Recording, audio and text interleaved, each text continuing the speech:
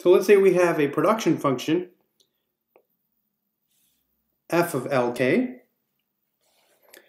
and we fix the level of capital and increase labor by just a tiny bit.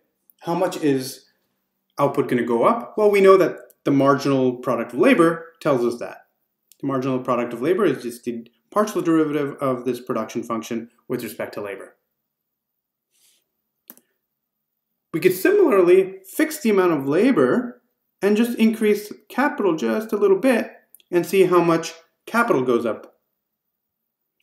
This is going to give us, that's essentially the partial derivative of the production function with respect to capital, and that gives us the marginal product of capital. These are just like the marginal utilities. They're going to help us in understanding how the firm might want to substitute one input for another. If you remember, the marginal utilities helped us understand how the consumer trades off between the two, between two goods. So the slope of an isoquant tells us the rate at which a firm can substitute one input for another without affecting the quantity that it's producing. We call this the marginal rate of technical substitution. So the marginal rate of technical substitution is the ratio of the change in capital to change in labor if we don't change the output. So if I keep the output fixed and I increase labor by a little bit, how much can I change capital? That's what the marginal rate of technical substitution is. This is going to be a negative number because the isoquants, remember, slope downwards. So the change in capital, remember, I'm increasing labor by just 1 unit. So the change in capital, if I don't want to increase output, is going to be a negative number. I'm going to reduce capital.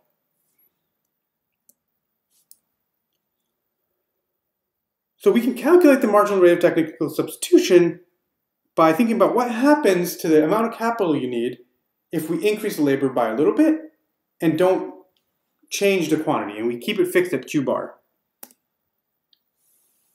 So let's say that K of L is the amount of capital you need if you're using L units of labor and producing Q bar units of output. So we're fixing Q bar as the amount of output we're producing.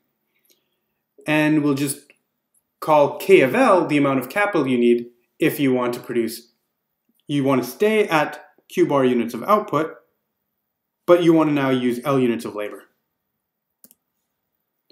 So we have this equation.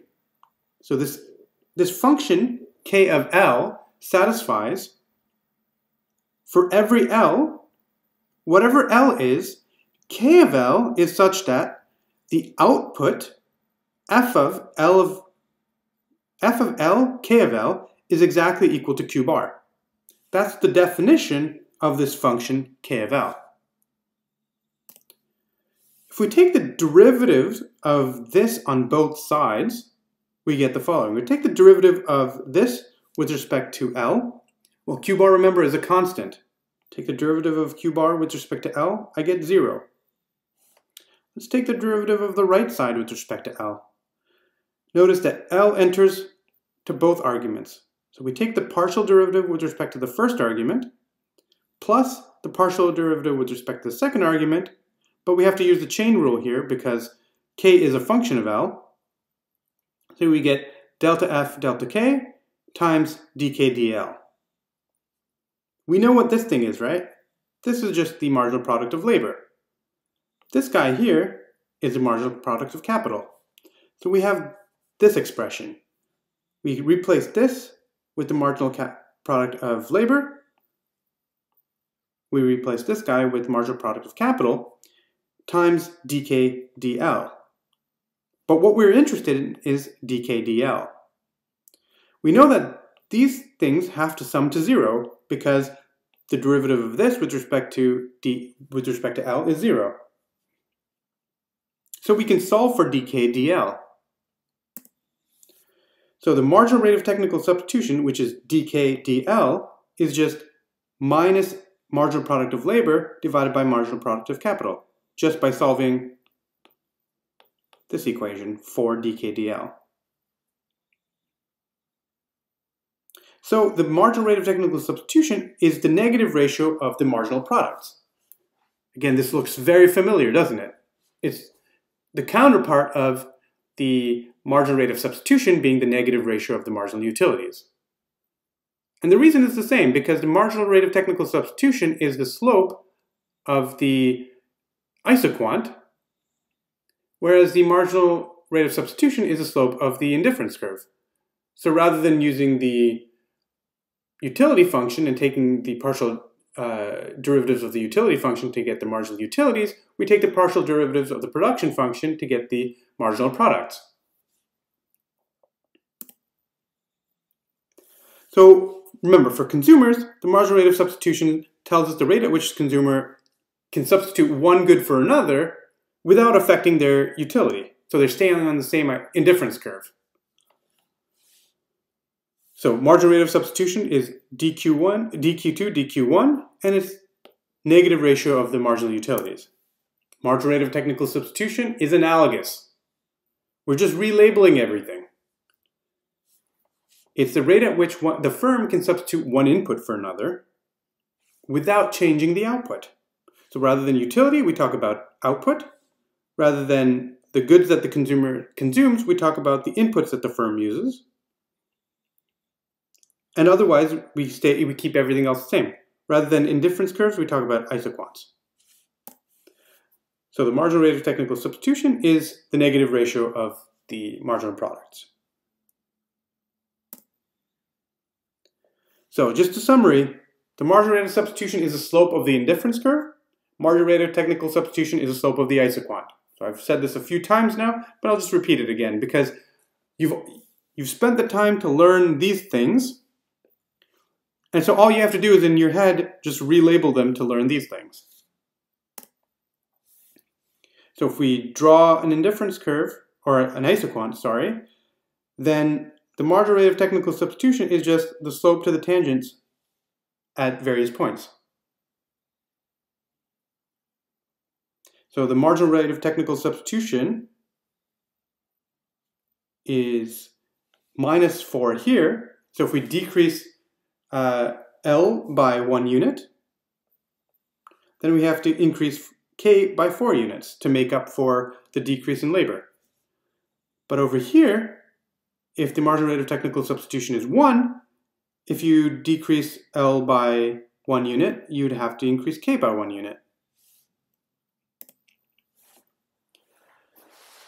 Now, just like the principle of having a diminishing marginal rate of substitution, we have the concept of diminishing marginal rate of technical substitution. So as you move along an isoquant to the right, the isoquant's going to get flatter. So if you're using a lot of capital, so you're up here, then you're using a lot of capital but not a whole lot of labor, then 1 unit of labor, you're not using much labor, so using a little bit of labor can make up for quite a lot of capital. But as you move down, you're not using a whole lot of capital when you move to the bottom right, then giving up capital takes a lot more labor. In other words, the more you substitute one input for another, the more you substitute labor for capital, the more labor you need to make up for capital. So let's look at an example. Let's look at the familiar Cobb-Douglas production function to see how you would calculate the marginal rate of technical substitution. So let's say we have this very simple production function where your output for L units of labor and K units of capital is L to the half, K to the half. Then your marginal product of labor, remember, is just a partial derivative of F with respect to L. So that's just going to be 1/2 L to the negative half, K to the half. Marginal product of capital is just partial derivative with respect to capital, just 1/2 L to the half, K to the negative half. We take the ratios, negative ratios of those. So we get minus MPL divided by MPK. We take the ratio of these two. We just get negative, the halves cancel out.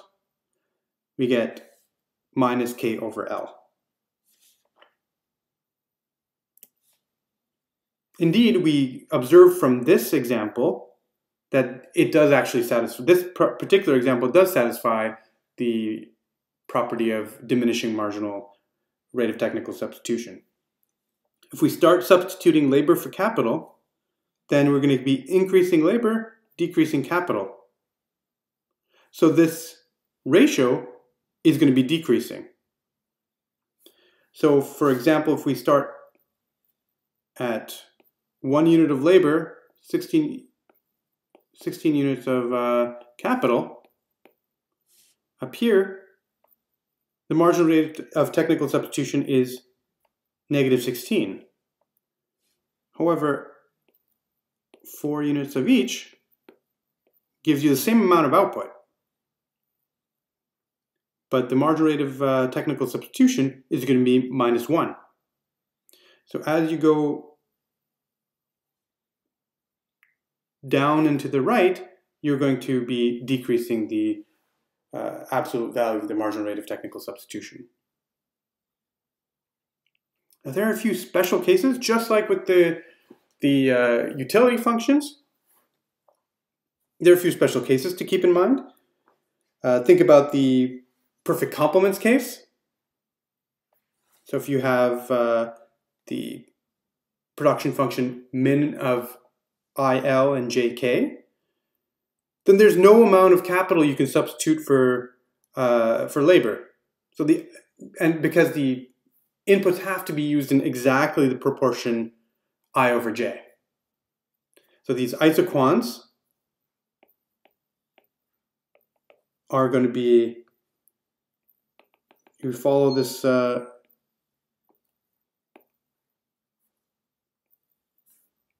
this kinked line where IL equals JK, then we have these kinks along the isoquants, and there's no rate of substitution between the two inputs.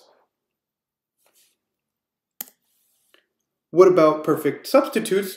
Well, in perfect substitutes, the marginal product of labor is always I, marginal product of capital is always J, so the marginal rate of technical substitution is always going to be minus I over J. It doesn't diminish, it's constant. So the firm can always substitute 1 unit of labor for I over J units of capital. So the isoquants are going to be straight lines with slope minus I over J.